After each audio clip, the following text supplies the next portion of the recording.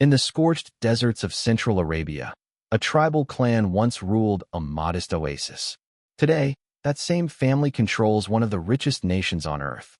The House of Saud, descendants of desert warriors, rose from obscurity to shape the destiny of the Middle East. Through alliances with religious reformers, conquests of rival tribes, and a shrewd grasp of power, they forged a kingdom. But it was oil, black, buried, and boundless, that turned their rule into an empire. With trillions in reserves and influence stretching from Washington to Beijing, the Saud dynasty became global kingmakers. How did a desert tribe become the architects of modern geopolitics? And what secrets lie behind the palace gates? Long before the name Saudi Arabia was written into the maps of the 20th century, before oil transformed sand into power, and before gilded palaces rose in Riyadh, there was only the desert.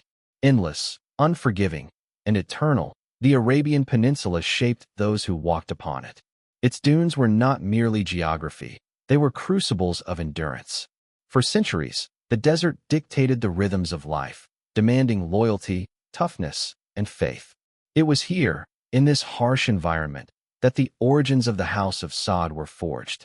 The early ancestors of the Saud family were not monarchs, but Bedouins, desert dwellers who belonged to the sprawling Arab tribes that moved between the barren expanses of Najd, the central plateau of Arabia. Unlike the coastal towns of the Hijaz, where pilgrims flocked to Mecca and Medina and traders bartered goods from India and Africa, Najd was isolated, rugged, and poor. Yet this remoteness was also its strength. It bred a people who were fiercely independent, deeply tribal, and bound to the land that sustained them. In this crucible of sand, heat, and survival, the seeds of dynastic ambition were first sown. The figure most often regarded as the progenitor of the dynasty was Mani ibn Rabi'a al-Muradi, a chieftain of the Diriyah area in the 15th century. It was from him that the al-Saud would eventually trace their lineage. Settling in the small oasis of Diriyah near the Wadi Hanifa, his descendants established themselves as local leaders, their influence modest but persistent. Over generations, they learned the politics of the tribes, alliances through marriage, the management of scarce water resources, the necessity of defense, and the art of loyalty. These skills would become invaluable centuries later when their descendants would aim not just for survival, but for kingship. The Arabian Peninsula in these centuries was not a unified entity, but a patchwork of competing tribes, sheikdoms, and religious centers. The Ottoman Empire nominally held sway over the coastal Hijaz and parts of the peninsula, but in Najd, Ottoman authority was a distant rumor. The desert tribes owed allegiance only to themselves, their sheiks, and their traditions. Into this world stepped Muhammad ibn Saud in the 18th century, a local leader of Diriyah who would become the first architect of what later generations would call the House of Saud. But even before Muhammad ibn Saud's time, the desert had instilled in the family a key lesson. Leadership was never given, it was seized. Authority was tested not only in battle but in the capacity to mediate disputes, secure resources, and protect followers. The Saud family gained their legitimacy by providing security and arbitration, slowly weaving their identity into the tribal fabric of Najd. Though still minor chieftains in the grand scale of Arabian politics, their name began to carry weight in the heartlands of the desert. By the early 18th century, Arabia was in flux. Pilgrimage routes remained sacred arteries, but internally the land was fractured. Religious practices varied widely, with pockets of Islamic devotion ranging from mysticism to folk traditions. Many saw Islam's core message diluted by practices they deemed innovations. Amid this environment, a young preacher named Muhammad ibn Abd al-Wahhab emerged with a radical message, a call to return to the pure monotheism of early Islam, shorn of adornments and practices he considered deviations. This call for religious revival would soon meet the ambitions of Muhammad ibn Saud, creating one of the most consequential alliances in Islamic history. But before that meeting could take place, the House of Saud had already endured centuries of survival. In the sands of Najd, each generation of Saud had learned to live with scarcity. Water was life, and to control a well or an oasis was to hold power. The rhythms of tribal warfare shaped their outlook. They knew that loyalty was fragile, purchased with generosity or secured by fear. They knew that leadership demanded both vision and vigilance. This tribal heritage would remain in their blood even as oil wells later replaced camel caravans and skyscrapers rose where mud brick forts once stood. The desert had also instilled another value: faith. In the Arabian Peninsula, faith was not a choice but a necessity. To endure the harshness of the land, people turned to God with an intensity born of survival. The Saud family, like their peers, were shaped by this devotion. It prepared them for their eventual alliance with Abd al-Wahhab, for they understood instinctively the power of religion as both a unifier and a legitimizer. Thus, by the time Muhammad ibn Saud emerged in the mid-1700s, the conditions were ripe for transformation. He was heir to a family with centuries of local authority, modest wealth, and tribal credibility. He ruled not as a monarch, but as a sheikh, his court a humble majlis where disputes were settled and alliances negotiated. Yet he possessed the ambition to imagine more, and when he encountered Abd al-Wahhab's fiery call for religious purification, he recognized not only a theological partner, but a political opportunity. The alliance between the Saud family and Wahhabism, forged in the dusty village of Diriyah in 1744, would alter the trajectory of Arabia forever. Together, the sword of the Saud and the creed of the Wahhabis created a new entity, a state that saw itself as both religiously legitimate and politically determined. It was the beginning of the first Saudi state, and with it, the birth of a dynasty whose power would wax and wane but never vanish. From this foundation, the House of Saud would rise, fall, and rise again. Their fortunes would be tested by Ottoman armies, internal rivalries, and the shifting sands of history. But their resilience was already encoded in their beginnings. For in the desert, survival itself was victory, and those who survived learned to wait for opportunity. The House of Saud began as desert chieftains, hardened by scarcity, sharpened by conflict, and sustained by faith. Their journey from obscure tribal leaders to rulers of one of the wealthiest nations on earth is a testament not only to ambition, but to the strange alchemy of geography, religion, and timing. The desert shaped them, faith propelled them, and destiny would crown them, not with a crown of jewels, but with a kingdom made of sand and oil. Their story begins here, with a tribe in Najd, a settlement in Diriyah, and a family who could not have known that one day their name would be synonymous with both power and controversy on a global scale. The House of Saud had begun its journey from obscurity to empire, from desert tribe to dynasty.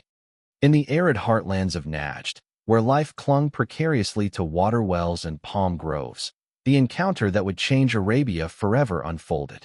The year was 1744, and the stage was the modest town of Diriyah, a cluster of mud brick homes along the banks of Wadi Hanifa.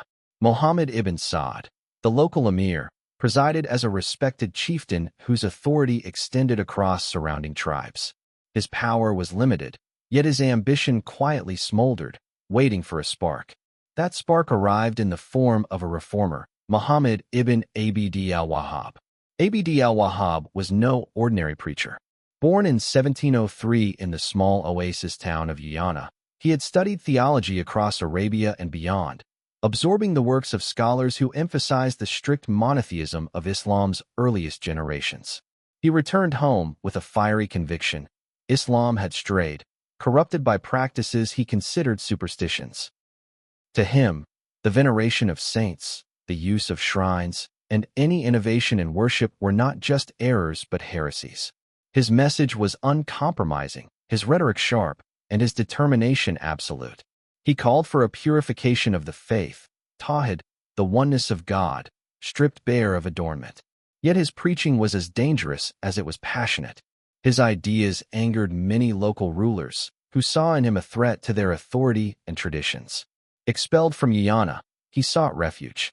It was then that fate drew him to Diriyah, where Muhammad ibn Saud listened to his message and recognized its potential. Their meeting was not a chance encounter, but a convergence of necessity. Ibn Abd al-Wahhab needed protection to spread his doctrine, a strong tribal leader to shield him from enemies. Ibn Saud needed legitimacy, something greater than bloodline or the fragile loyalty of tribes. In Wahhabism, he saw a mantle of divine authority. In Saud's sword, Wahhabism found its enforcer. The pact they struck was simple yet revolutionary. Ibn Saud pledged to support and protect Abd al-Wahhab's mission, and in return, Abd al-Wahhab declared his religious backing for Ibn Saud's leadership. It was both a political alliance and a spiritual covenant, binding the fortunes of their families for centuries to come. Together they created not just a tribal coalition but a state infused with religious zeal, a union of throne and pulpit.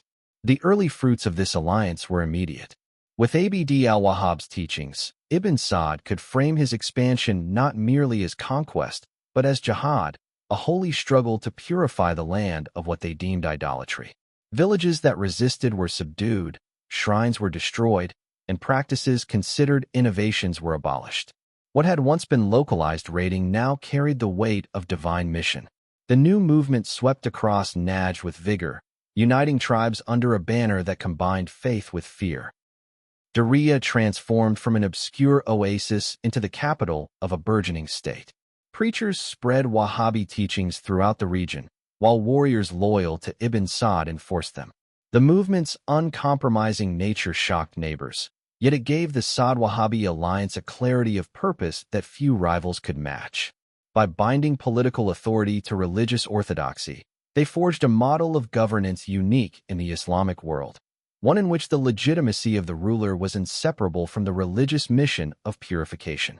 This alliance also reshaped the nature of loyalty in Najd. For centuries, allegiances had been transactional. Gifts, protection, and kinship dictated loyalty to a sheikh. Now, under Wahhabism, allegiance carried spiritual weight.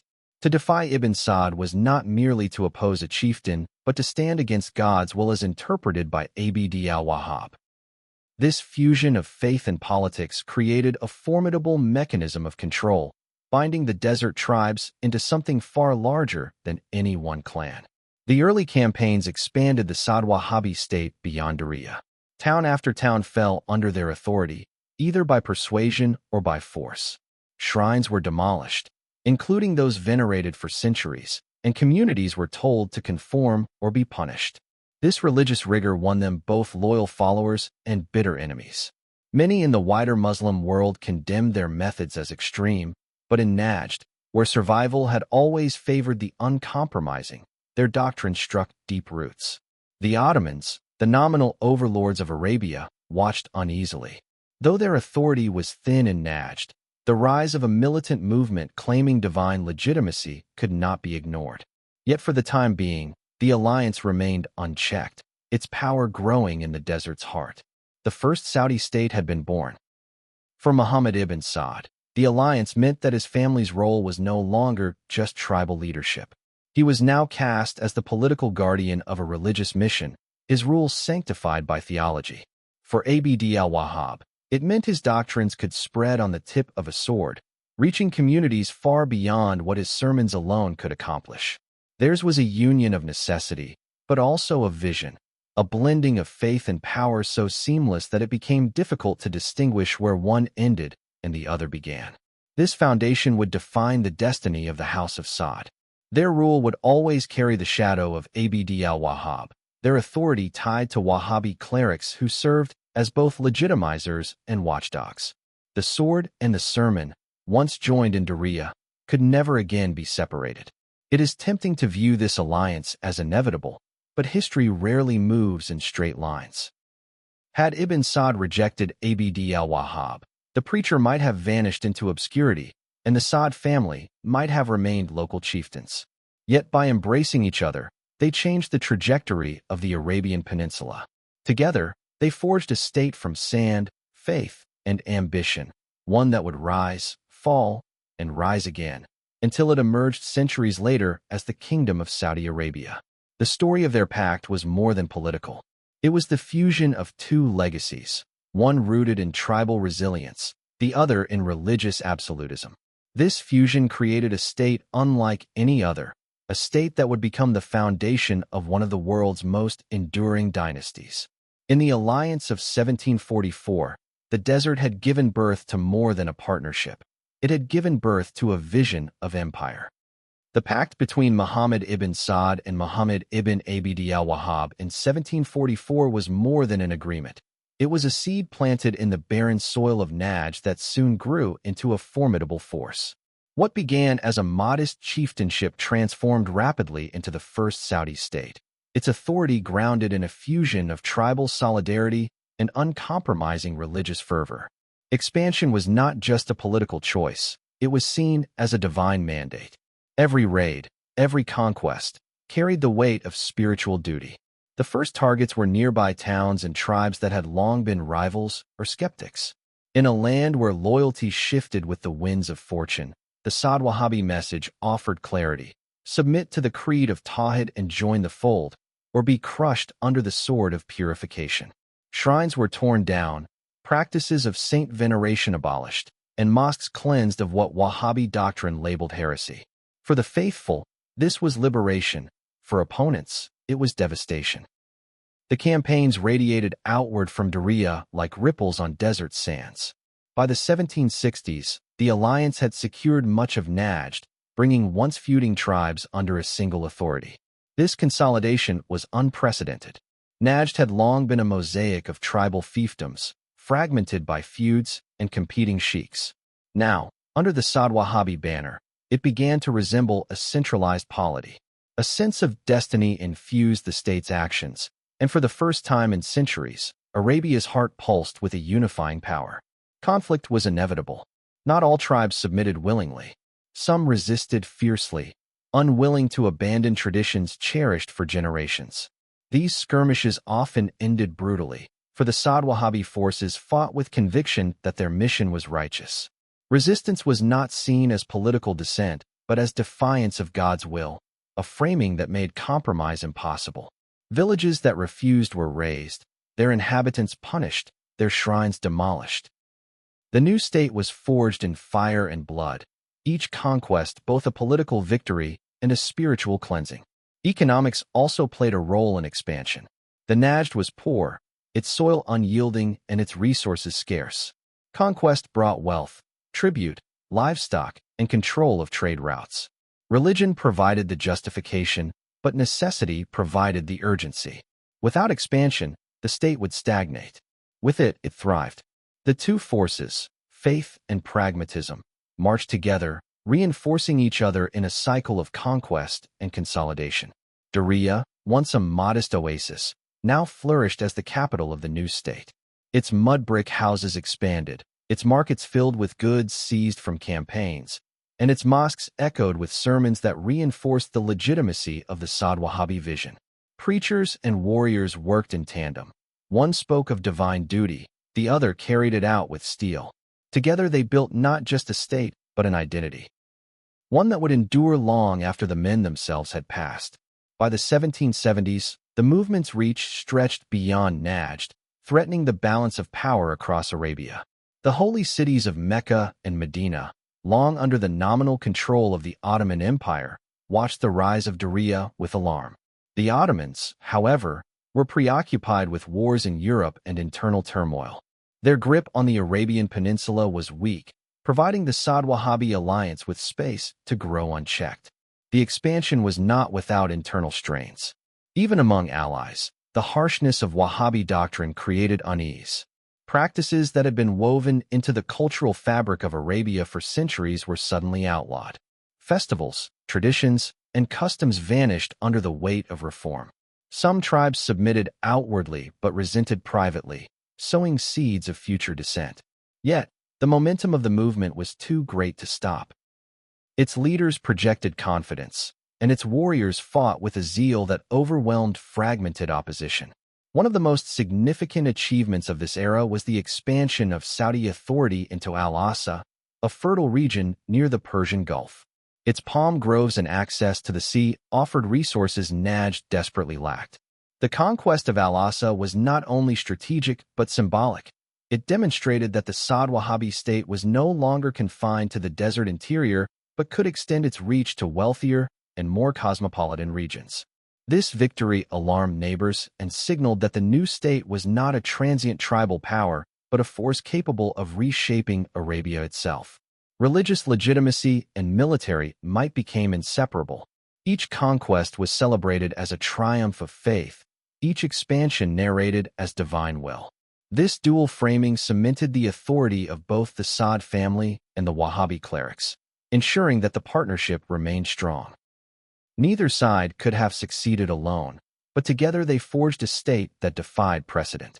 The success of the first Saudi state also drew the attention of distant powers. Traders, pilgrims, and emissaries carried stories of the rising force in Central Arabia. Some spoke with admiration of its unity and discipline, while others whispered of its brutality and intolerance. The wider Muslim world debated its legitimacy, with many scholars condemning its excesses, yet few could deny its effectiveness.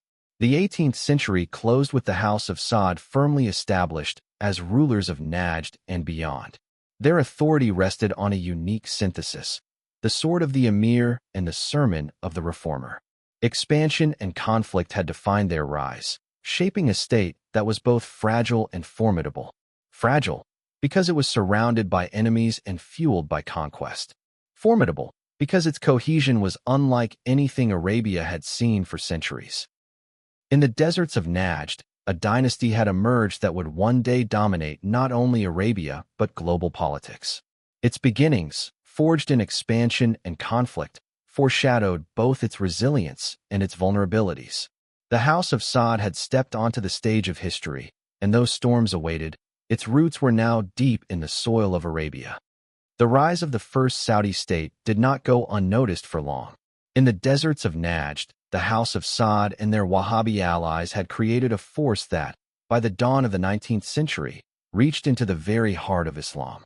For centuries, the Ottoman sultans had styled themselves as protectors of the two holy sanctuaries, Mecca and Medina. Their legitimacy was not only political but profoundly spiritual, rooted in guardianship of Islam's holiest sites. Yet by 1803, Saudi warriors stood at the gates of Mecca. The capture of Mecca and later Medina was more than a territorial gain. It was a declaration that the old order had fractured. Saudi forces entered the sacred cities with the conviction that they were restoring pure Islam, purging shrines, dismantling tombs, and abolishing practices deemed idolatrous. Pilgrims accustomed to centuries of traditions were confronted with a stark new orthodoxy. For many in the wider Muslim world, it was a shock. To them, the Wahhabi zeal appeared not as reform but as desecration. To the Ottomans, it was nothing less than an existential insult. The Ottoman Empire, already strained by wars with Russia and Napoleon's France, could not ignore such a direct challenge. To lose symbolic control over Mecca and Medina was to lose the heart of their claim to Islamic leadership. Yet, the empire's hands were tied. The distance to Central Arabia was vast, the desert unforgiving, and the Ottoman armies were stretched thin across multiple fronts. The responsibility of response fell to their Egyptian vassals, the Mamluks, led by the ambitious Muhammad Ali Pasha. Muhammad Ali, though nominally loyal to the Ottoman Sultan, harbored ambitions of his own.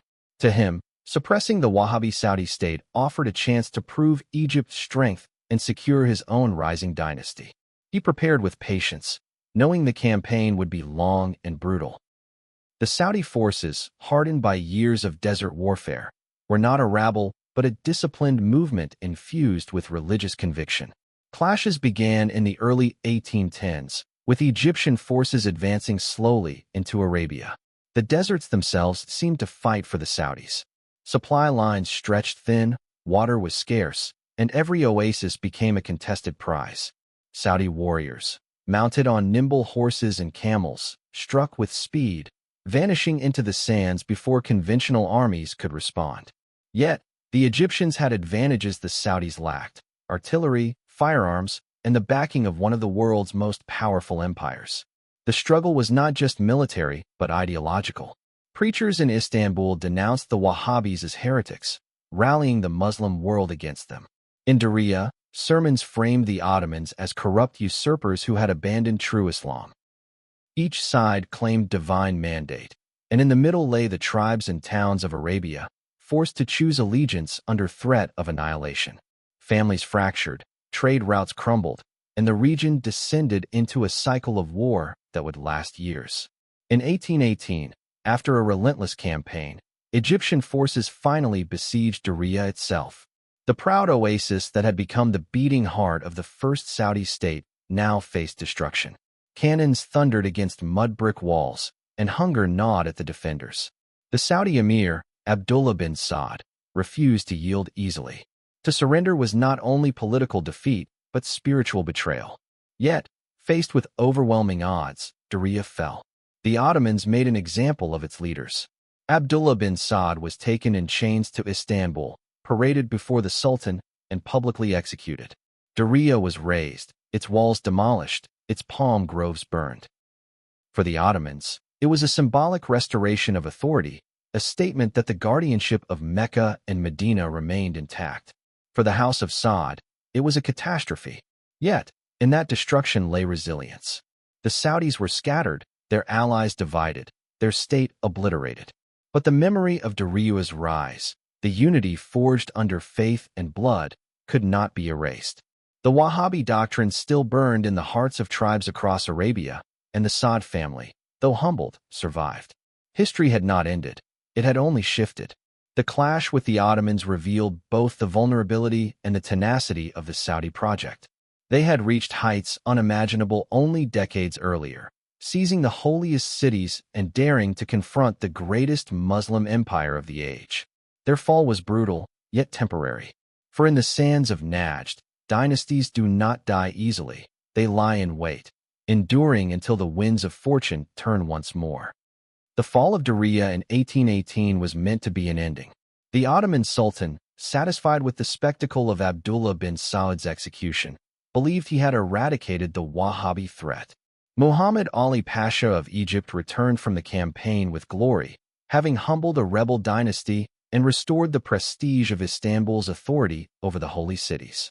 For many across the Muslim world, the Wahhabi state seemed nothing more than a fiery but failed heresy, consumed in its own audacity. Yet in the deserts of Arabia, endings were rarely so simple. The ruins of Diriyah smoldered under the desert sun, but its destruction did not erase memory. Families scattered by the conquest carried stories of faith and resistance to distant oases and tribal encampments. Preachers who had once thundered from pulpits in Najd continued their mission quietly, spreading the austere doctrines of Muhammad ibn Abd al-Wahhab. The physical heart of the Saudi-Wahhabi alliance had been destroyed, but its spiritual pulse still beat, faint but steady. The surviving members of the Saud family were hunted relentlessly by Egyptian troops. Some were executed, others imprisoned. Yet branches of the lineage slipped into obscurity, hidden by loyal tribes or sheltered in remote valleys where Ottoman power was little more than a rumor. These survivors learned the lesson that empires often forget. Sometimes the most potent strategy is not conquest, but endurance. They lived in the shadows, watching, waiting, surviving on memory and faith. In these years of exile, the Wahhabi creed gained something it had not fully possessed before, an aura of martyrdom. Diriyah's destruction became a tale of sacrifice, proof that the Saudis had suffered for defending what they believed was true Islam. Among desert tribes weary of Ottoman neglect, such stories resonated. The empire's reach was long, but its grip was weak. While the Ottomans celebrated their victory in Istanbul, the sands of Najd whispered with quiet defiance. Meanwhile, Muhammad Ali's Egyptian garrisons, stretched thin and far from home, found it difficult to maintain control. The harsh environment of Central Arabia sapped morale. Tribes once cowed by military might began to resist again, striking isolated posts and ambushing supply lines. Over time, Egypt's will to maintain its presence waned. The desert was not easily subdued by armies used to the Nile's fertile banks and the cities of the Levant. For the Saudis, this interlude of survival was a test of patience and cunning. They had tasted power, ruling over Mecca, Medina, and vast swathes of Arabia, but now they lived with loss. It was in this crucible that a new kind of resilience was forged. The dynasty learned to bide its time, to seek alliances quietly, to rebuild not through open confrontation, but through stealth and persistence. The vision of revival smoldered like embers in ash. By the mid-1820s, whispers of Saudi resurgence began to stir. Turki bin Abdullah, a member of the surviving lineage, re-emerged from obscurity. He was not a conqueror like his forebears, nor did he command great armies. What he possessed was something more vital: credibility, courage, and an unbroken claim to the House of Saud. From his base in Riyadh, he began the slow work of reuniting tribes, restoring alliances, and reviving the Wahhabi cause. His leadership was careful, measured, shaped by the memory of Dariu's destruction. The Ottomans, weary of distant campaigns, underestimated Turkey's efforts.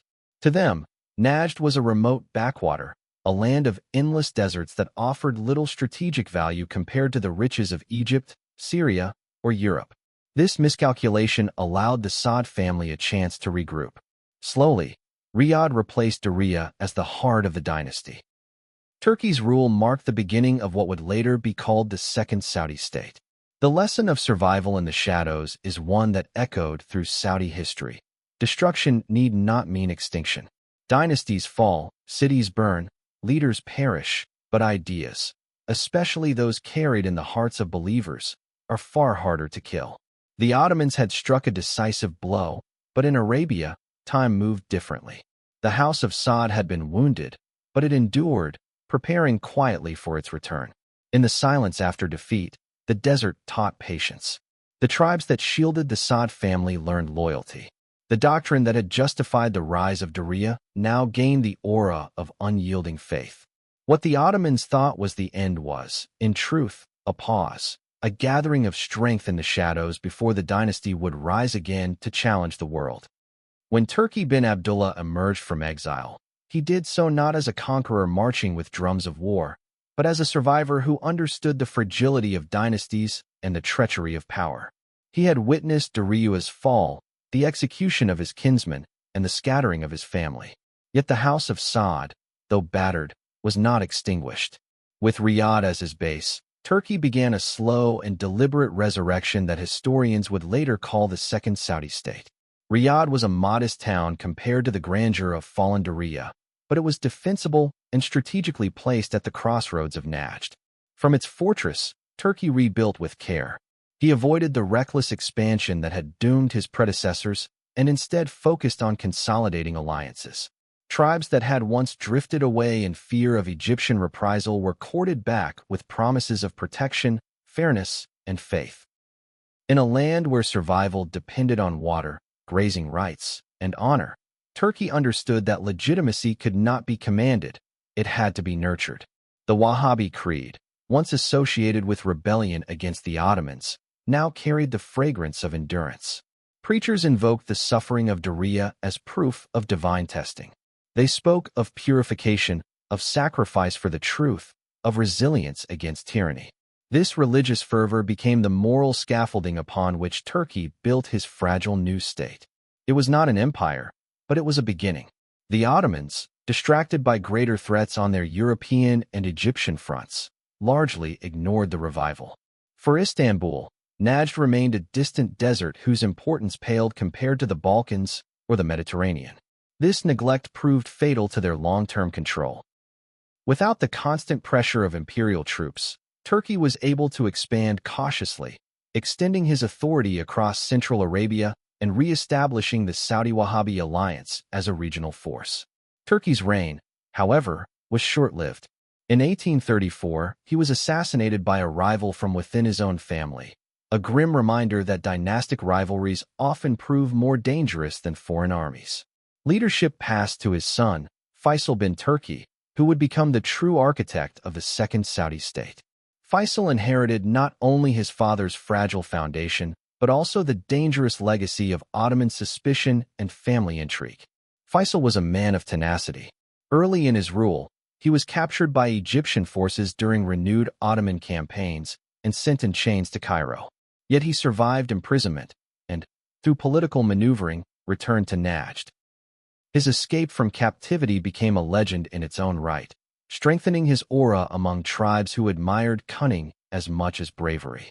Back in Riyadh, Faisal consolidated his power, extending Saudi influence beyond Najd and reasserting the family's dominance over much of Central Arabia. Still, the Second Saudi State never achieved the vast reach of its predecessor. Its borders were fluid, its authority contested by rival tribes, and its survival dependent on Faisal's skill as both warrior and negotiator. Yet it endured long enough to prove that the House of Saud could not be erased by Ottoman might. The dynasty had shifted from conquest to survival, from audacious expansion to pragmatic resilience. Under Faisal, Riyadh blossomed into a new center of Saudi life. Markets thrived, religious schools spread the Wahhabi creed, and emissaries carried the dynasty's influence across the peninsula. But this revival also carried within it the seeds of future discord. Succession disputes among Faisal's sons fractured unity, weakening the state's foundations. By the late 19th century, rival claimants from the House of Saud and their tribal enemies plunged into chaos. The Second Saudi state crumbled under these divisions, collapsing in the 1890s when the rival Rashidi clan from Ha'il seized control of Riyadh. For the second time, the Saud dynasty had fallen. Yet history had already proven that destruction was not the same as extinction. The family scattered once more, carrying with them the memory of 2 rises and 2 falls. Among them was a young prince named Abdulaziz ibn Saud, who would one day reclaim Riyadh and build a kingdom that no empire could topple. The Second Saudi state was less about territorial grandeur than about survival. It taught the dynasty patience, forged their understanding of alliances, and instilled in them the resilience to endure betrayal, exile, and defeat. In its collapse lay the foundations of rebirth. The deserts of Arabia had already shown the world that the House of Saud could not be easily erased. Their time would come again, and when it did, the sands would carry their name across the globe.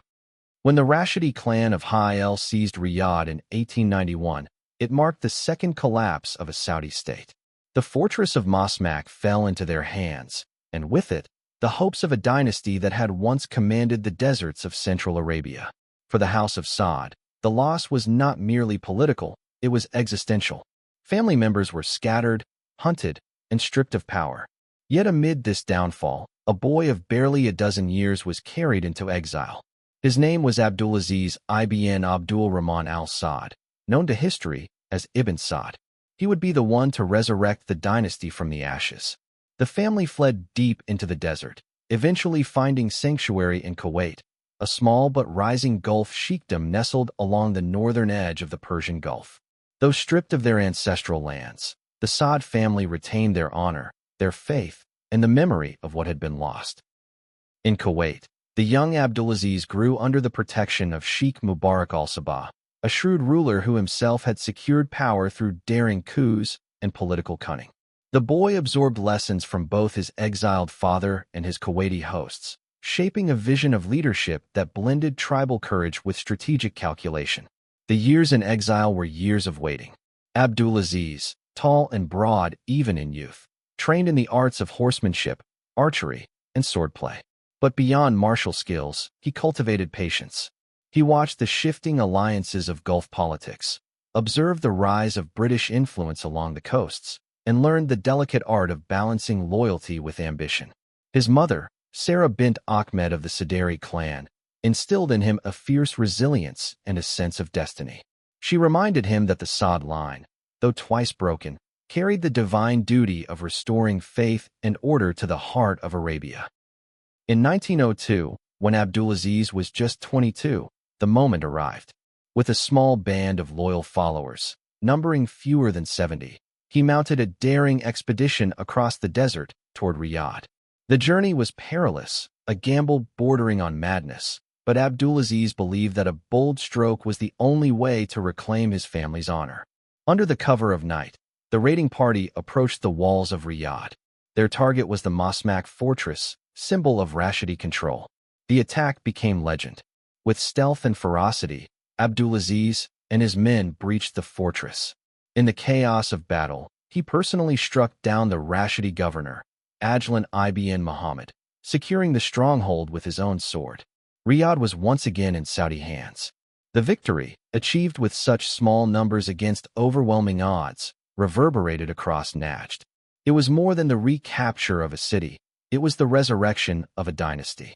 Abdulaziz did not rush into reckless expansion.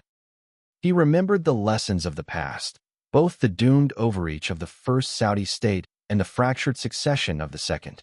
Instead, he consolidated Riyadh, built alliances with neighboring tribes, and positioned himself as both warrior and protector.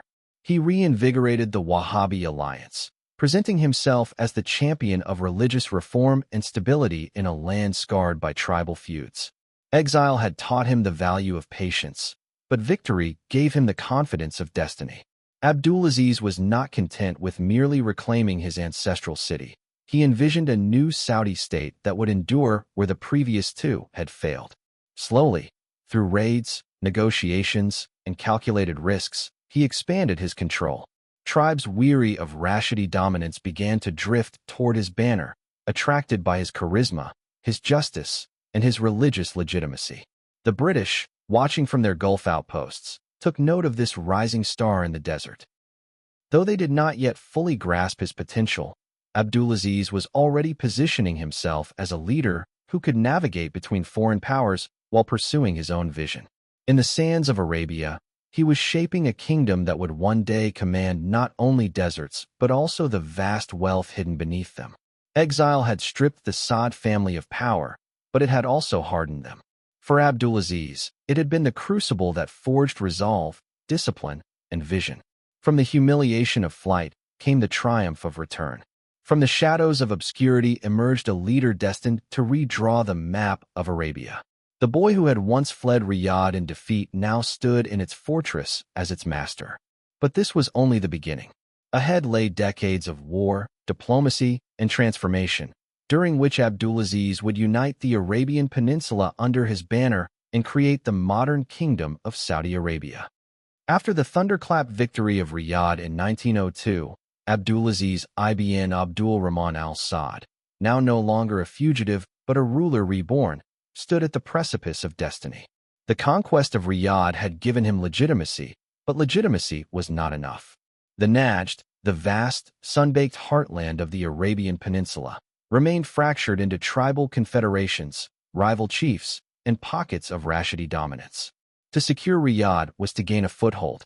To secure Najd was to carve the foundation of a kingdom. Najd, unlike the coastal ports that felt the reach of Ottoman and British power, was a land shaped by the harshness of desert life.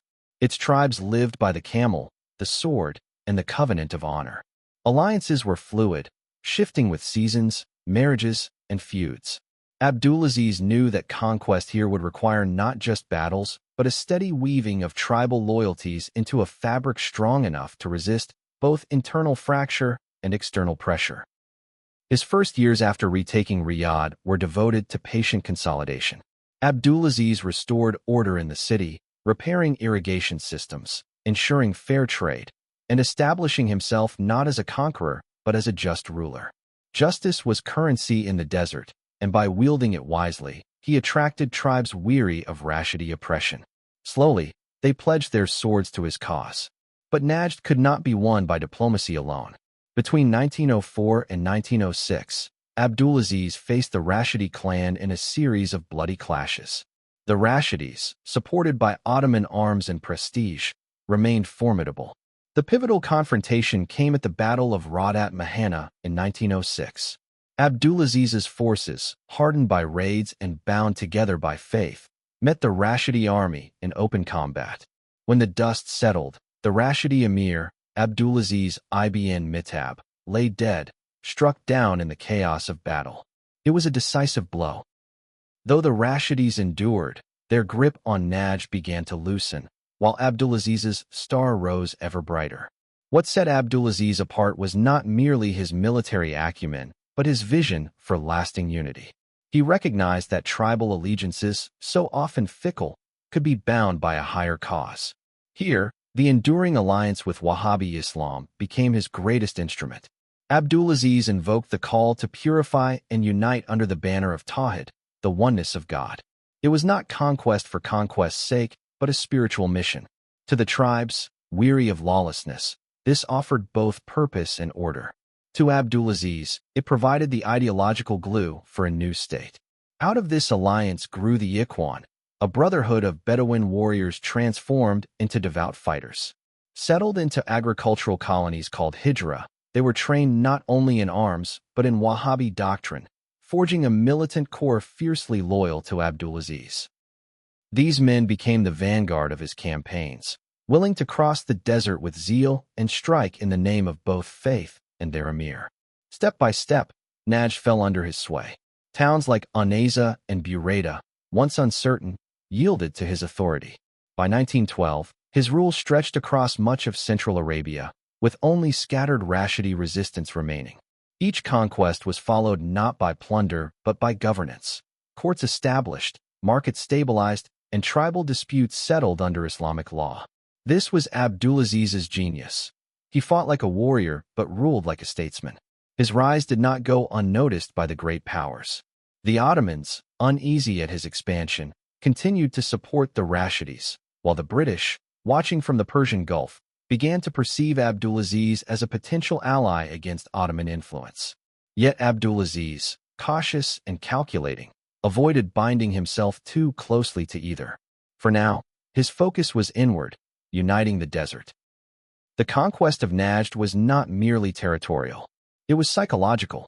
It forged Abdulaziz's reputation as a leader who could not only win battles, but also keep the peace. It demonstrated that exile had not broken the House of Saud, but tempered it into a dynasty reborn. Most importantly, it transformed Abdulaziz from a local chieftain into a regional power whose vision extended beyond the horizon of the desert.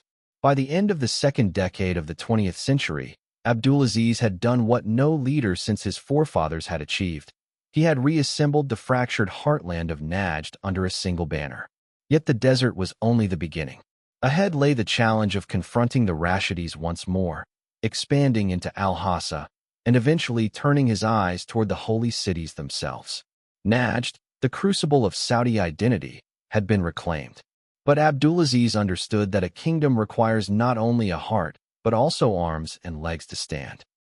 The next chapters of conquest would test the endurance of his vision and the reach of his ambition. As the sands of Najd settled under the authority of Abdulaziz ibn Abdul Rahman al-Saud, one enemy still loomed like a shadow stretching across the horizon, the Rashidi dynasty of Hayel. Though wounded by the death of their emir Abdulaziz ibn Mitab at Radat Mahana in 1906, the Rashidis were not yet broken. Backed by the decaying but still formidable Ottoman Empire, they remained the single greatest obstacle to Abdulaziz's dream of uniting Arabia. The Rashidis had long ruled from their stronghold in Hayel, perched at the northern edge of the desert, guarding the vital trade and pilgrimage routes. Their allegiance to the Ottomans had secured them firearms, money, and a veneer of imperial legitimacy. Against them, Abdulaziz wielded only his growing coalition of tribes, his alliance with Wahhabi clerics, and the fierce discipline of the Ikhwan. Yet in the desert, faith and resolve could prove mightier than empires. Throughout the first decade of the 20th century, the rivalry played out in raids, ambushes, and set-piece battles. The Rashidis, supported with Ottoman artillery and rifles, sought to reassert their dominance over Najd. Abdulaziz responded with lightning-fast desert campaigns, striking at their supply lines and isolating their loyal tribes. Each clash was a test not only of arms, but of endurance, for the desert itself was often the harshest foe. Soldiers marched for days beneath scorching suns, surviving on dates and brackish water, knowing that a single sandstorm could doom an entire expedition. By 1910, Abdulaziz had seized control of most of central Najd, but the Rashidis remained entrenched in their northern bastion. The Ottomans, increasingly threatened by his rise, viewed him as a dangerous rebel. In Istanbul, Abdulhamid II and later the Young Turk government debated strategies to curb his ascent. Yet Ottoman power was already waning, frayed by internal dissent and European encroachment. Still, in Arabia, their hand could be felt, and the Rashidis served as their loyal proxy. In 1913, Abdulaziz made a daring move that both strengthened his position and provoked the Ottomans directly. He captured Al-Hassa, the fertile eastern province along the Persian Gulf. This bold conquest not only secured him access to the sea, but also brought under his control a wealthy region of date groves, markets, and, though not yet fully recognized, vast oil reserves beneath the soil. Al-Hassa had been under nominal Ottoman rule, and its loss was a humiliation for the empire. The Ottomans responded by attempting to strengthen the Rashids, funneling them supplies and support. But Abdulaziz was already proving to be a master of balance. While resisting Ottoman pressure in Arabia, he began opening quiet channels with the British, who saw in him a useful counterweight to Ottoman and later German ambitions in the Gulf. This triangular struggle, Saud against Rashid, Ottoman against both, and Britain lurking at the edges, would shape the next stage of his campaign. The outbreak of World War I in 1914 transformed the conflict into something larger. The Ottomans, allied with Germany, sought to rally the Arab tribes under the banner of jihad against the British. The Rashids pledged their loyalty, positioning themselves as the empire's defenders in Central Arabia. Abdulaziz, however, played a more cautious game. Though courted by both sides, he avoided entanglement in the grand rhetoric of holy war. Instead, he used the distraction of global conflict to consolidate his rule in Najd, extend his reach into Al-Hassa, and continue pressuring the Rashids. The Rashids struck back fiercely during the war years, raiding the borders of Abdulaziz's domains. Yet they were increasingly isolated. The Ottomans could not provide consistent aid, hamstrung by defeats in Mesopotamia and Arabia. Meanwhile, Abdulaziz's Ikhwan, driven by religious zeal and loyalty, proved unstoppable. By the end of the war in 1918, Ottoman power in Arabia had collapsed entirely. The empire, once the shield of the Rashids, lay in ruins. Without Ottoman protection, the Rashids stood alone. Abdulaziz seized the moment. Over the next few years, he unleashed campaigns that systematically dismantled Rashidi resistance. In 1921, the final blow fell. The Ikhwan stormed Ha'il, the Rashidi capital, after weeks of siege. With their emir captured and their dynasty broken, the Rashids were no more.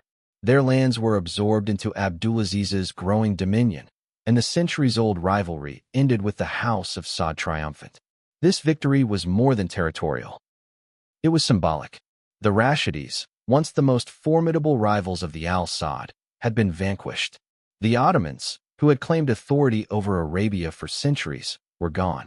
For the first time in generations, the heart of Arabia was free of foreign interference, unified under the banner of one man.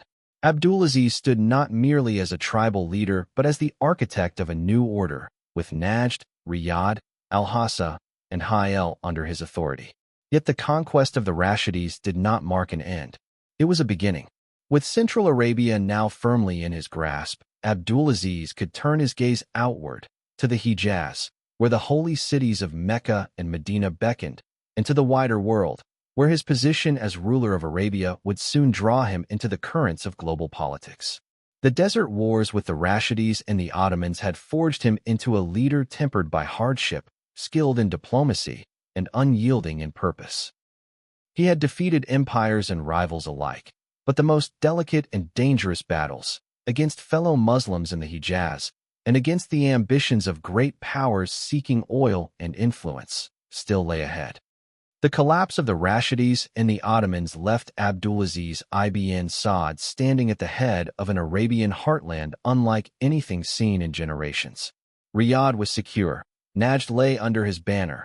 Al-Hassa brought him wealth and access to the Gulf, and Ha'il, the Rashidi bastion, was subdued. Yet the machinery of expansion that had carried him to this point was still in motion, and at the center of it stood the Ikhwan. The Ikhwan, or brethren, were no ordinary warriors.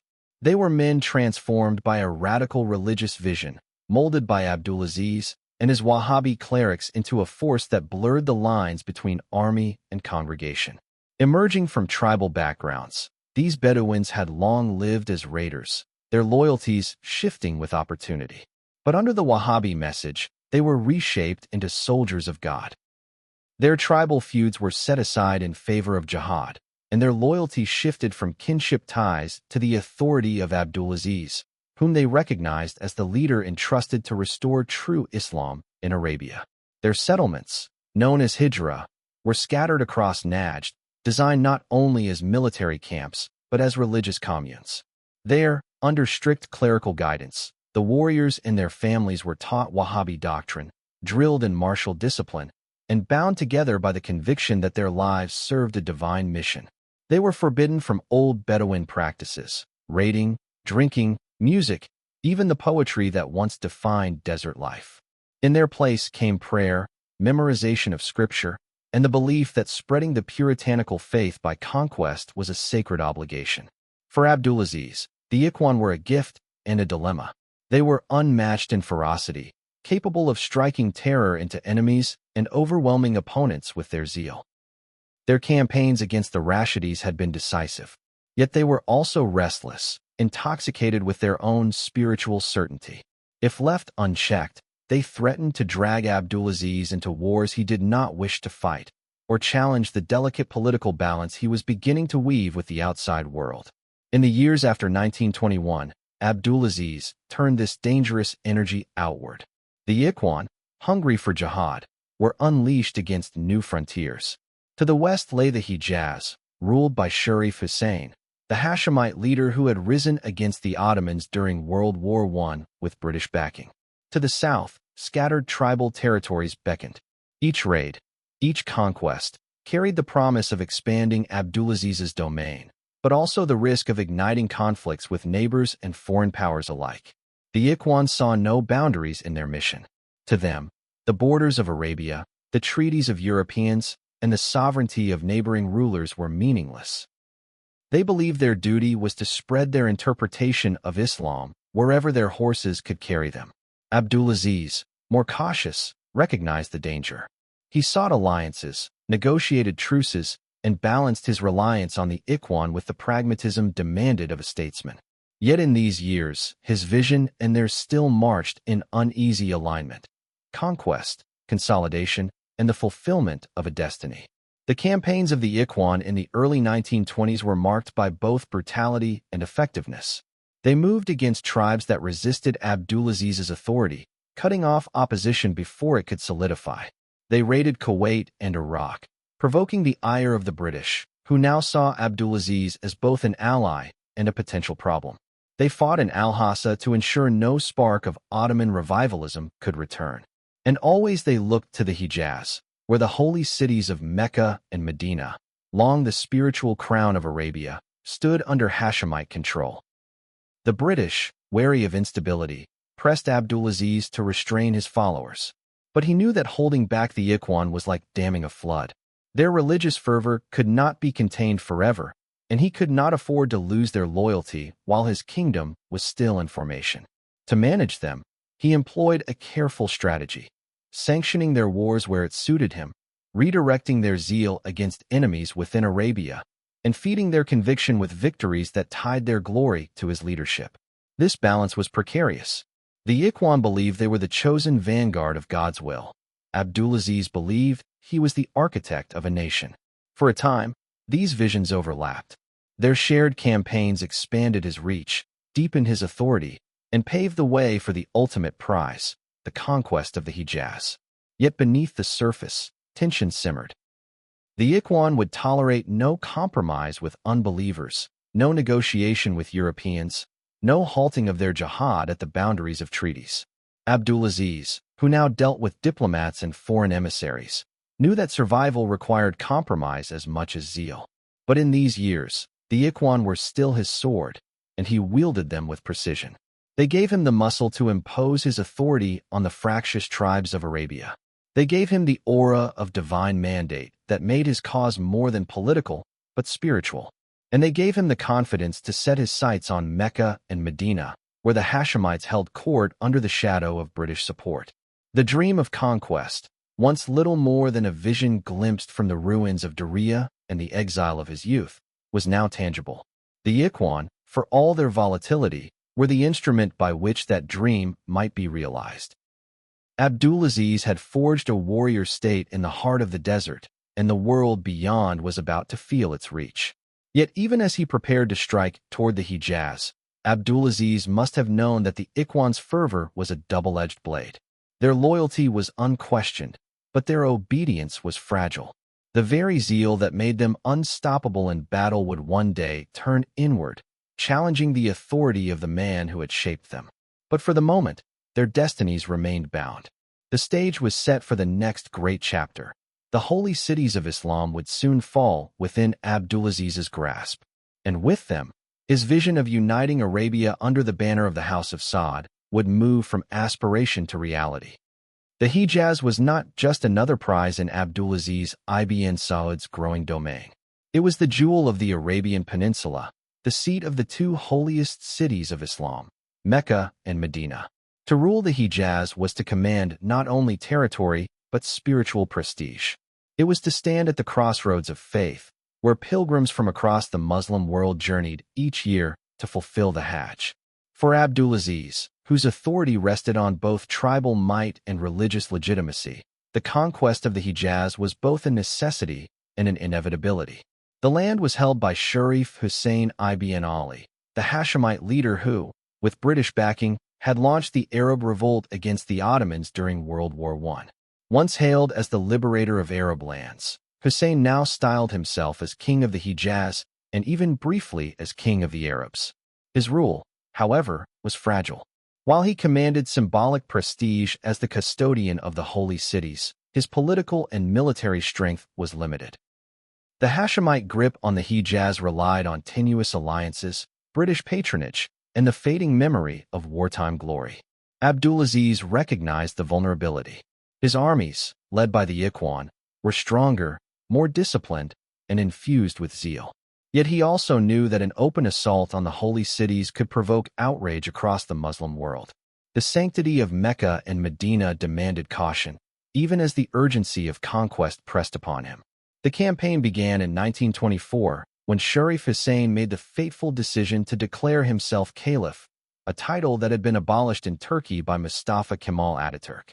For Abdulaziz, and for the Wahhabi clerics who guided him, this was an act of arrogance. The claim to the caliphate was not only a political provocation, but a religious affront. It gave Abdulaziz the justification he needed to mobilize his forces under the banner of restoring the true faith. The Ikhwan advanced westward with their customary ferocity. Villages and towns along the route fell with little resistance, many inhabitants preferring submission to bloodshed. The Wahhabi warriors, convinced of their sacred mission, spared little mercy for those who opposed them. Yet when it came to Mecca itself, Abdulaziz took care. In October 1924, his forces entered the city with minimal fighting, ensuring that the holy sites remained unharmed. The Kaaba, the heart of the Muslim world, stood untouched, a deliberate act of restraint that preserved Abdulaziz's claim to legitimacy. Sharif Hussein fled, abdicating in favor of his son Ali, who retreated to Jeddah. But the tide had turned. Medina, the city of the Prophet, was surrounded and besieged. The siege lasted months, as supplies dwindled and resistance grew futile. In December 1925, Medina surrendered, and with it the second holy city passed into the hands of Abdulaziz.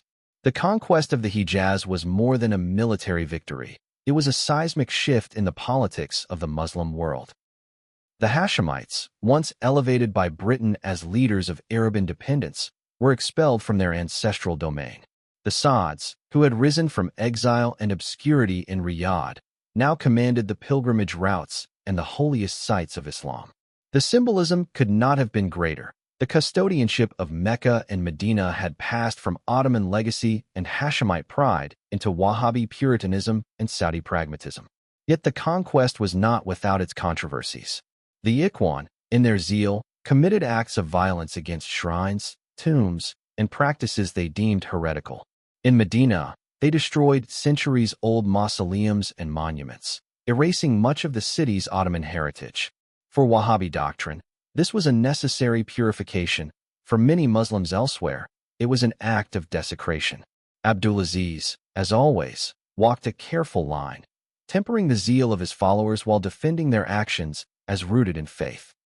Politically, the conquest cemented Abdulaziz's power.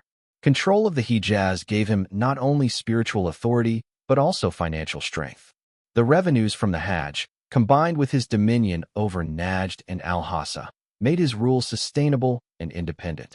Diplomatically, he moved with caution, assuring Britain and other powers that the holy cities would remain accessible to pilgrims of all nations. This pragmatism won him grudging acceptance, even as his rise unsettled the balance of the region. For Abdulaziz, the The conquest of the Hijaz was the fulfillment of a vision nurtured since his youth. No longer merely a desert emir, he was now the guardian of Islam's holiest places. His legitimacy extended beyond Arabia, reaching into the consciousness of the wider Muslim world. The House of Saud had become more than a tribal dynasty. It was now a dynasty with a global religious role. But victory also carried seeds of tension. The Ikhwan, triumphant and emboldened, believed that their mission must continue beyond the Hijaz, beyond Arabia, into lands ruled by Muslims they considered corrupt or infidel. Abdulaziz, however, saw the need for restraint. The world was changing. European empires loomed on every border, and diplomacy mattered as much as conquest. The Ikhwan could not be unleashed indefinitely. This clash of visions, zeal without limits versus statecraft with boundaries, would soon erupt. Still, in 1926, Abdulaziz stood at the summit of triumph. The holy cities were his, the pilgrimage lay in his hands, and the House of Saud was transformed from a desert power to the ruling dynasty of Islam's sacred heartland. The boy who had once fled Riyadh in exile had become the man who ruled Mecca and Medina. The conquest of the Hijaz was not the end of Abdulaziz's journey, but it was the moment when destiny seemed to bend toward him, when the threads of faith, politics, and history converged in his grasp. What followed would test the very foundations of his achievement. The fall of the Hijaz altered the geography of power in Arabia and the identity of Abdulaziz ibn Saud himself. Until then, he had been emir of Najd, custodian of Wahhabi orthodoxy, and a tribal kingmaker who carved out his dominion with sword and prayer. But with Mecca and Medina under his authority, Abdulaziz's stature demanded new titles, new recognition, and a broader conception of rule. He was no longer merely a desert chieftain. He had become a monarch in all but name. The conquest was not simply about expanding territory. It was about unifying divergent worlds. Najd and Hijaz had little in common beyond their shared faith. Najd was austere, tribal, and isolated, a land shaped by camel caravans and oases. The Hijaz was cosmopolitan, connected to centuries of pilgrimage, commerce, and intellectual exchange. Its cities thrived on diversity. Pilgrims from India, merchants from Africa, scholars from Egypt, artisans from Syria, all left their imprint on its culture. Bringing Najd's severe Puritanism into harmony with the sophistication of the Hijaz required more than military conquest. It required political genius. Abdulaziz declared himself King of Hijaz and Sultan of Najd in 1926, formalizing his dual rule. The symbolism was profound. He was not yet King of Saudi Arabia, but the fusion of two great regions was complete. His title acknowledged the complexity of his new domain, the ancient sanctuaries of Islam alongside the desert heartland of his ancestors. His rule was no longer temporary conquest. It was a permanent crown. Yet the crown rested on fragile foundations. The Ikhwan, who had carried him to victory, believed that conquest should continue. They demanded holy war against British protectorates in Iraq, Jordan, and Kuwait. For them, Abdulaziz's diplomacy with Britain was betrayal, his restraint a failure of faith. The Wahhabi warriors could not understand why, after conquering Mecca, their swords should be sheathed. Abdulaziz, however, recognized the new reality. The world beyond the desert was controlled by empires too powerful to provoke. He needed diplomacy, not endless jihad, to secure his kingdom. To consolidate his reign, Abdulaziz convened scholars, tribal leaders, and notables of the Hijaz, seeking their allegiance. His legitimacy rested not only on his sword, but on religious sanction. By presenting himself as custodian of the two holy mosques, a title more enduring than kingly claims, he aligned his rule with sacred duty. He promised pilgrims safety, access, and respect for the rites of Islam, assuring Muslims worldwide that the sanctity of Mecca and Medina would be preserved. This was a masterstroke. While secular monarchies could be challenged, custodianship of the holy cities elevated him to a position above ordinary politics. The transformation was also administrative. Abdulaziz introduced structures to govern the Hijaz more effectively. Ministries for foreign affairs, finance, and justice emerged, rudimentary at first but essential for managing an increasingly complex state. The revenues from the pilgrimage, though limited, gave him a steady income to pay soldiers, build infrastructure, and extend his authority. The desert emir was becoming a modern monarch, aware that institutions, however fragile, were as vital as spears. International recognition soon followed. In 1926, at the Muslim World Congress in Mecca, leaders from across the Islamic world debated Abdulaziz's position. Though some voiced concern about Wahhabi zeal, many acknowledged his authority as custodian of the holy sites. Diplomatically, Britain recognized his kingship, balancing their interests in the region with his growing power. Other nations, from Egypt to India, established relations with him, understanding that the fate of the pilgrimage was now in Saudi hands. But while the world looked to Mecca, tensions simmered at home. The Ikhwan grew restless, suspicious of Abdulaziz's diplomacy and angered by his willingness to tolerate innovations like telegraphs, cars, and international treaties. These, to them, were signs of corruption, of bending to infidel ways. Abdulaziz, pragmatic as ever, saw them as tools for survival. He knew that a kingdom in the modern age could not rely solely on camels and caravans. It required connection to the wider world. This ideological divide would soon explode into open conflict. Yet for now, Abdulaziz reigned triumphant. From Riyadh to Jeddah, from Najd to Hijaz, his authority stretched across Arabia. His robes bore the weight of kingship, though he wore them with the humility of a man still conscious of his roots in exile and hardship. He had reclaimed his father's vision, exceeded it, and forged a realm that commanded both desert loyalty and global respect. The crown, however, was more than a symbol of achievement. It was a burden of unity. The tribes of Najd still guarded their autonomy fiercely. The merchants of the Hijaz prized their cosmopolitan independence. The scholars demanded adherence to faith. The Ikhwan clamored for more conquest. To balance all these forces required not only charisma, but unrelenting vigilance.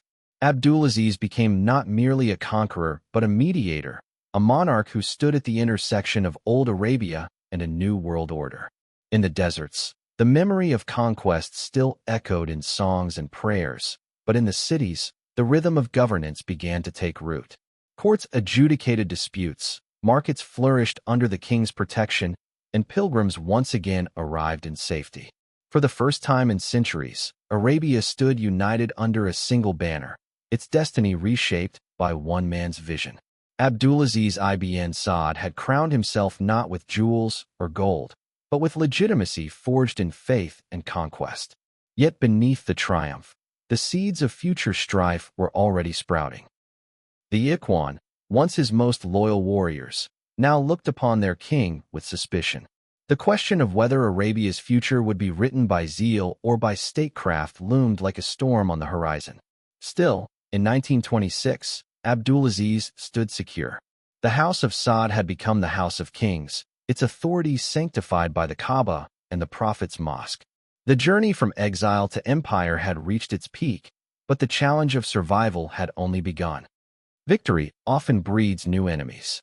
For Abdulaziz ibn Saud, the most dangerous foes were not foreign armies, nor rival Arabian dynasties, but his own former allies, the Ikhwan, those fanatical warriors who had once been the sword of his conquest. Their devotion had carried him to triumph, but their zeal now threatened to unravel his kingdom. The Ikhwan had never understood the subtleties of diplomacy. For them, jihad was eternal, a divine duty without end. To halt expansion was to betray God. When Abdulaziz signed treaties with the British to avoid war with Iraq and Transjordan, when he allowed new technologies like the telegraph and the automobile, when he welcomed foreign envoys and recognized the boundaries imposed by empires, the Ikhwan saw not prudence, but heresy. They whispered among themselves that their king had been seduced by worldly power, that his heart had softened in palaces far from the desert. Their resentment grew into rebellion. The seeds of conflict were sown in the late 1920s. The Ikhwan, restless after the conquest of the Hijaz, turned their raids northward into British-protected Iraq and Transjordan, attacking tribes under British protection. Abdulaziz, recognizing the danger of provoking Britain, ordered them to stop. When they refused, He sent envoys to reason with them, but the Ikhwan leaders, among them Faisal al-Daesh and Sultan bin Bajad, dismissed his pleas. They accused him of betraying the faith, of compromising with infidels. The irony was stark. The very warriors who had secured his throne now called for his overthrow. By 1927, the rebellion flared openly. The Ikhwan denounced Abdulaziz, declared their independence, and rallied tribes disillusioned with the growing centralization of power. Their strength lay in their ferocity and faith, but they underestimated the discipline of Abdulaziz's new army, which had begun adopting modern tactics and weapons supplied through his cautious dealings with Britain. The desert was about to witness a civil war that would decide whether Arabia became a kingdom of order or a wasteland of endless holy war.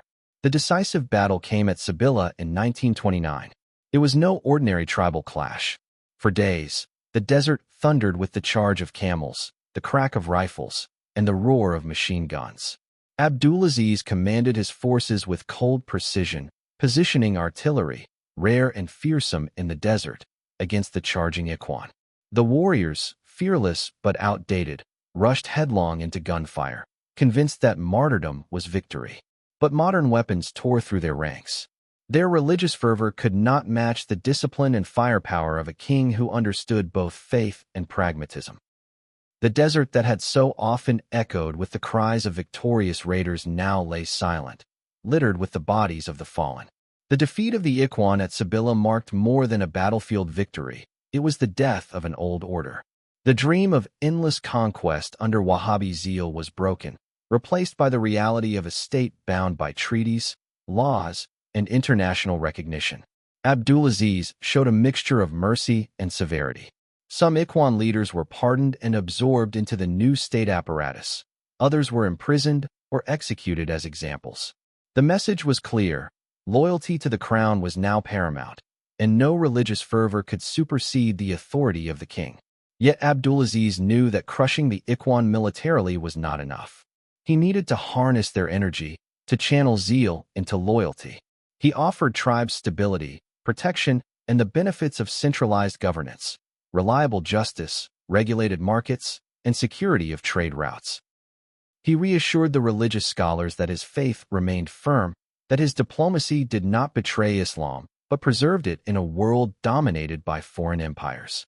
Slowly, the rebellion lost its appeal, and tribes that had once been restless accepted the authority of Riyadh. The Ikhwan rebellion revealed the deep tension at the heart of Abdulaziz's kingdom, the struggle between puritanical zeal and pragmatic statecraft, between the call to endless war and the demands of governance. It was a lesson that would echo through Saudi history, as every king after Abdulaziz balanced the expectations of religious orthodoxy with the necessities of survival in a modern world. For Abdulaziz personally, Sabila was both triumph and tragedy. He had destroyed the very warriors who had made him king. He had defeated his own reflection, for the Ikhwan embodied the spirit of the early Saud conquest, a spirit that had carried him from exile to empire. To defeat them was to defeat a part of himself, the desert fire that had forged his destiny. But without that sacrifice, the kingdom could not endure. In the aftermath, Abdulaziz stood more secure than ever. His authority was unchallenged within Arabia, his legitimacy sanctified by religion and strengthened by victory. The House of Saud had emerged not only as conquerors, but as rulers. The desert had been tamed, the tribes pacified, and the old dream of endless holy war transformed into the reality of a modern kingdom. Arabia was no longer merely a land of raids and rivalries.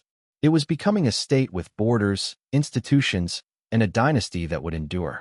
The Ikhwan rebellion was a crucible. Out of its fire emerged the true kingdom of Saudi Arabia, no longer a fragile patchwork of tribes, but a unified state under a monarch who could balance faith and politics, desert tradition, and global diplomacy. The sword had given him power, but it was the crown, tested in rebellion, that would secure his legacy. The desert had long been seen as barren, a land of sand and hardship, where wealth was measured in camels, dates, and oases. For centuries, Arabia's greatest treasures were its holy cities, Mecca and Medina, which drew pilgrims from across the Islamic world.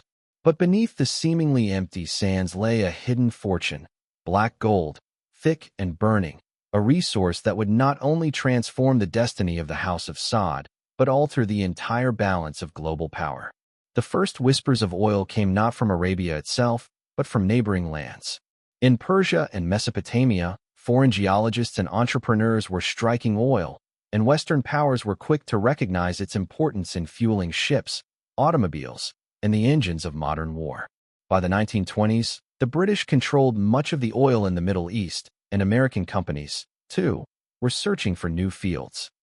Abdulaziz ibn Saud, now the undisputed master of most of the Arabian Peninsula after crushing the Ikhwan, saw opportunity in this new energy age. His kingdom was vast but poor, reliant on pilgrim traffic and limited trade. He understood that oil could bring wealth unlike anything Arabia had ever known, if only he could find partners to extract it. The first real breakthrough came in the early 1930s. The king granted a concession to Standard Oil of California, an American company eager to expand into the Middle East. In 1933, American geologists arrived in Dhahran, on the eastern coast of Arabia, and began their search. At first, the quest seemed hopeless. The sun scorched the land, the geology was puzzling, and the drills produced little. Years passed, and the Americans wondered if they had been misled by mirages. Abdulaziz remained patient, though he pressured the company for results. He had wagered his kingdom's future on this gamble. In 1938, the gamble paid off. At Damamwelno. 7. Oil finally gushed forth, a river of black liquid from the depths of the desert. It was not a trickle, but a torrent, proof that beneath Arabia lay reserves so vast they seemed limitless. Abdulaziz watched with awe as the desert, once thought empty, revealed its hidden heart. What had been a land of scarcity was about to become a land of unimaginable abundance. The discovery of oil transformed not only the economy, but the very identity of the kingdom. American engineers built camps, roads, and pipelines, connecting the remote desert to ports and markets beyond. The sleepy town of Dhahran became a hub of industry. Bedouins, once herders and raiders, now found work with the oil company, which would later become Aramco. The House of Saud suddenly had a new source of revenue, one not dependent on the uncertainties of pilgrimage or the taxation of tribes, but on a commodity desired by every industrialized nation. With oil came influence. Abdulaziz could now fund his government, reward loyal tribes, build infrastructure, and solidify his dynasty's power. He could also project authority internationally. Britain, once the dominant foreign power in Arabia, now had to share influence with the Americans. The king played his cards shrewdly, balancing foreign interests while ensuring that ultimate control remained in Saudi hands. The desert warrior had become a shrewd statesman, a king whose gaze stretched far beyond the dunes. But oil was not only a blessing, it was a challenge. With wealth came dependency, and with dependency came vulnerability. Abdulaziz understood this. He feared that his people, once hardened by the desert, would grow complacent and lose their strength in the softness of luxury. He warned his sons of the dangers of riches, reminding them that oil was both a gift and a test. Yet he also recognized that without embracing the new energy age, Saudi Arabia would remain on the margins of history. The transformation was swift.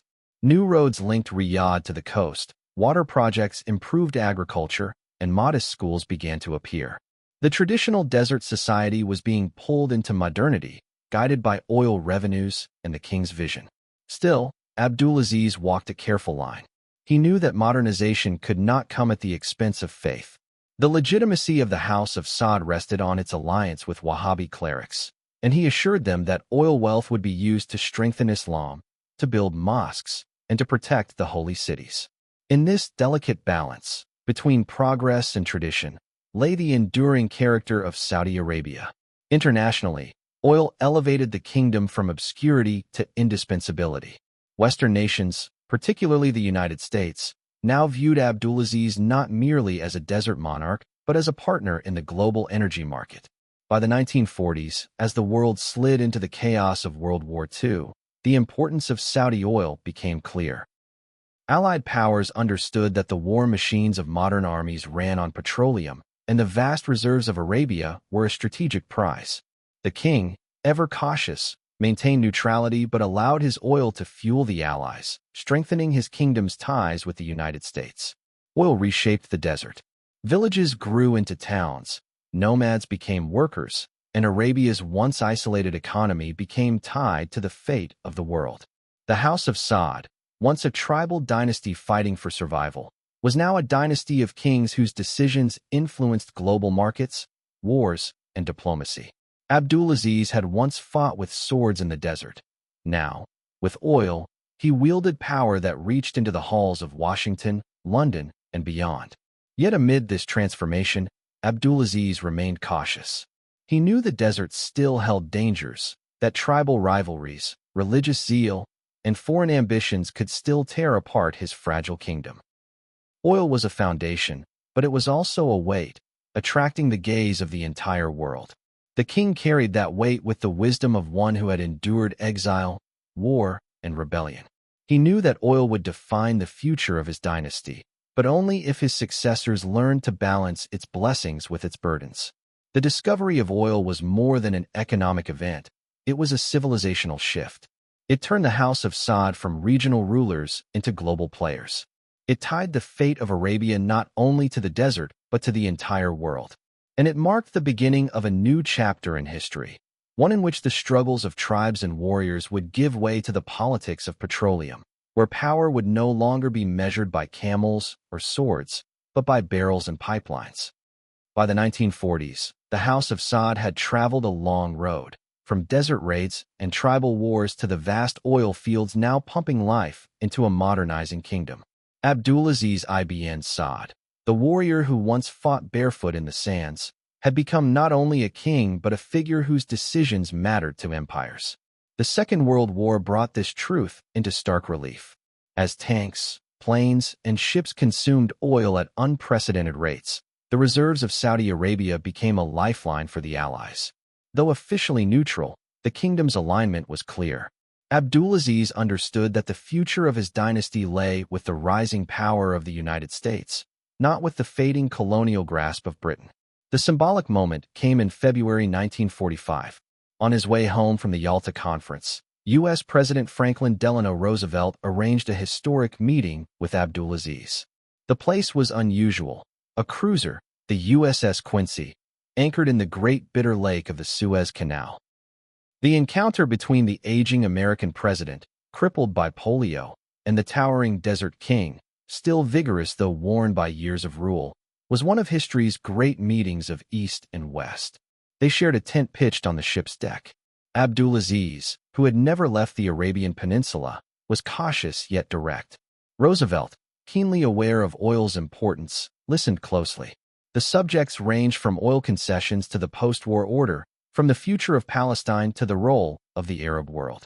The two men, so different in background yet united by pragmatism, forged a bond of mutual respect. Roosevelt promised security and protection. Abdulaziz promised a steady supply of oil. Though not written into a formal treaty, the understanding was clear. The United States would become the guarantor of Saudi stability, and in return, the kingdom would provide the fuel that powered the modern world. This Quincy Agreement became the cornerstone of U.S. Saudi relations for decades to come. The king returned from the meeting with a new sense of his dynasty's role in the world. He had walked into a conversation that shaped the post-war order and found himself treated not as a desert chief, but as a statesman. The House of Saud was now tied to the most powerful nation on earth, and through that tie, the destiny of Saudi Arabia was secured. But international recognition was not the only transformation. Inside the kingdom, oil revenues were beginning to alter every aspect of society. Roads connected distant towns. Health clinics appeared in places where once only shamans had tended the sick, and schools opened to teach a new generation. The old desert life did not vanish. Bedouins still roamed, and tribal traditions persisted, but the pace of change was quickening. Abdulaziz, ever cautious, moved deliberately, ensuring that modernization never threatened religious legitimacy. His pact with the Wahhabi clerics remained strong. Mosques were built, clerical authority maintained, and Islamic law enforced. The balance between modernization and tradition remained delicate but intact. Abdulaziz's role as patriarch extended not only over the kingdom, but over his sprawling family. With dozens of sons, he carefully divided responsibilities, grooming them for leadership while preventing dangerous rivalries. Among them, Prince Saud was groomed as heir, while other sons, like Faisal, demonstrated diplomatic skill that would later shape the kingdom's future. Abdulaziz saw in his sons both the strength and the fragility of his dynasty. Unity would be their greatest challenge, but oil wealth gave him the means to bind them together. Globally, Saudi Arabia began to find its voice. The Arab world was awakening in the aftermath of colonialism, and Abdulaziz became a respected elder statesman. He took part in discussions about the future of Palestine, voicing concerns about the displacement of Arabs by Zionist settlement, a conflict that would dominate Middle Eastern politics for generations. Though his words could not prevent the establishment of Israel in 1948, they marked Saudi Arabia as a committed player in Arab affairs. The king's health, however, was failing. By the late 1940s, the immense body that had carried him through desert campaigns and endless negotiations was breaking down. He walked with difficulty, often supported by his sons, and spent long hours reflecting on the past. He knew his time was short, but he also knew he had accomplished something remarkable. He had taken a fractured land of warring tribes and turned it into a kingdom recognized by the world. He had ensured that his family, the House of Saud, would not fade into obscurity but endure as rulers of a land newly rich in both faith and oil. In 1953, Abdulaziz died in his palace in Taif. His death marked the end of an era, the passing of the desert warrior who had become a king. But his legacy lived on in the state he built, the wealth he secured, and the global partnerships he forged. The kingdom he left behind was fragile yet powerful, deeply traditional yet inescapably tied to the modern world. His sons would inherit not only the throne but also the burden of managing oil wealth, balancing religious conservatism with modernization, and navigating the complexities of international politics. The House of Saud had become more than a family. It was now the embodiment of a state, a dynasty without peer in the Arab world. Its legitimacy flowed from both faith and fortune, its survival ensured by oil and by alliances with powers far beyond the desert. From tents in the sands to meetings with presidents aboard warships, the journey of Abdulaziz ibn Saud was a saga unlike any other. The final chapter of his life was not merely the story of a king, but of a dynasty stepping onto the world stage, prepared to wield influence not through conquest of land, but through the mastery of resources that powered the modern age. The desert had given birth to kings without crowns, and oil had crowned them with a power greater than any empire of the past. The House of Saud, once a wandering tribe, now stood at the center of history, with its future tied to the fate of nations across the globe. The saga of the House of Saud is not a story bound to the desert.